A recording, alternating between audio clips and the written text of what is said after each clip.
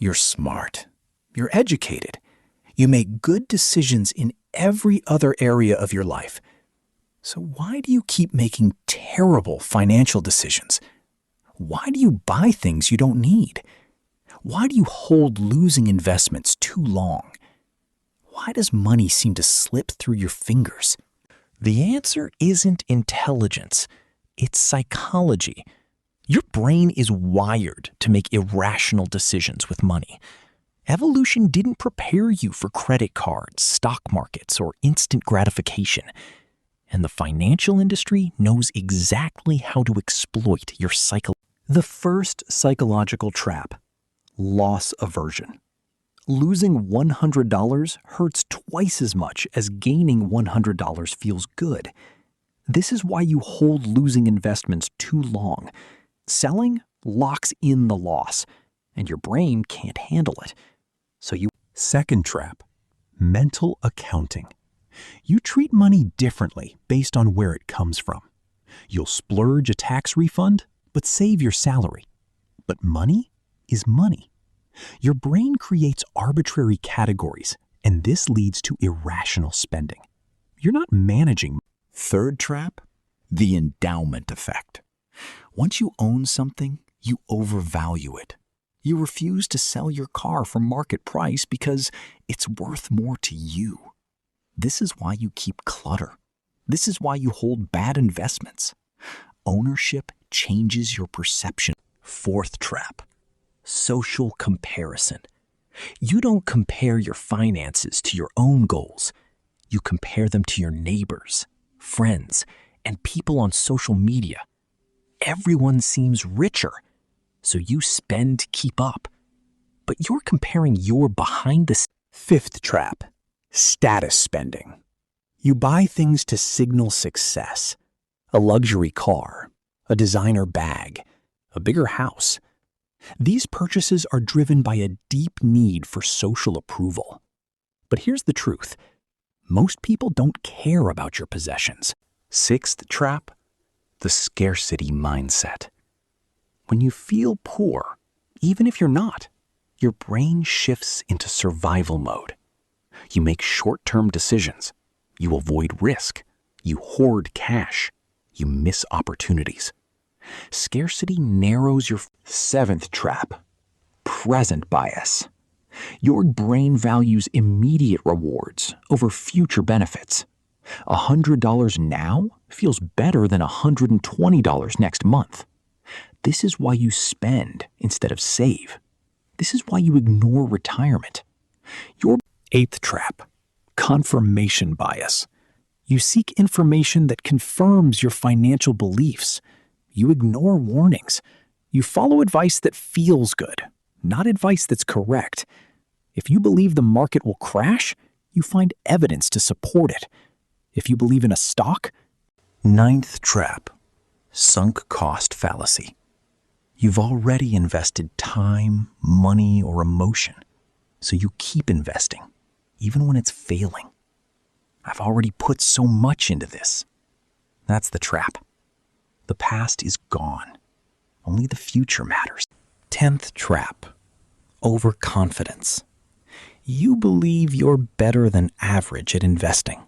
You believe you can beat the market. You believe your instincts are correct. But statistically, you're wrong. Overconfidence leads to excessive trading. 11th trap: herd mentality. You follow the crowd. When everyone is buying, you buy. When everyone is selling, you sell. You're not making decisions based on value. You're making decisions based on fear and greed. The 12th trap: anchoring. Your brain anchors to the first piece of information it receives. An expensive item on sale feels like a bargain. A stock's previous high feels like a target. Anchoring distorts your perception of value. 13th trap: emotion over logic. Your brain processes financial decisions through the same emotional pathways as survival decisions: fear, greed, hope, regret. These emotions drive your financial behavior more than The financial industry knows these weaknesses. They design products to exploit them. Credit cards with 0% introductory offers, buy now, pay later, subscription traps, hidden fees, complex products you don't understand. They're not helping. The first solution: automate your finances. Set up automatic savings, automatic investments, automatic bill payments. When you automate, you remove emotion from the equation. You're not making decisions, you're following a system. And systems beat will. Second solution: create a 24-hour rule. Before any non-essential purchase, wait 24 hours. This simple pause disrupts the impulse. It gives your prefrontal cortex time to engage. Most impulses fade within hours. Third solution: focus on net worth, not income. High income doesn't equal wealth. Wealth is what you keep, not what you earn. Stop comparing salaries. Compare savings rates. Stop trying to look rich and start building actual. Fourth solution: value your time. Every purchase is an exchange of your time for money. Ask yourself, is this worth the hours of my life I traded for it? That fancy coffee costs 30 minutes of work. That new phone costs 40 hours. When you frame spending in time, you make better decisions. Fifth solution: invest in your financial education.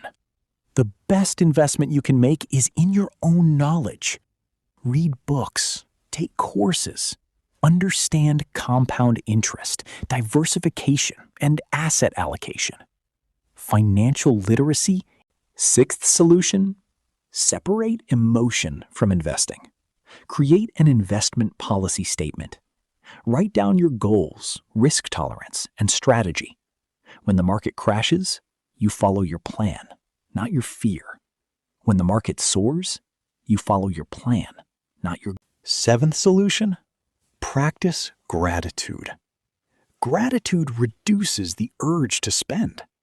When you appreciate what you have, you stop chasing what you don't have. You stop comparing. You stop seeking validation through possessions. Gratitude is the antidote. Eighth solution: think long term.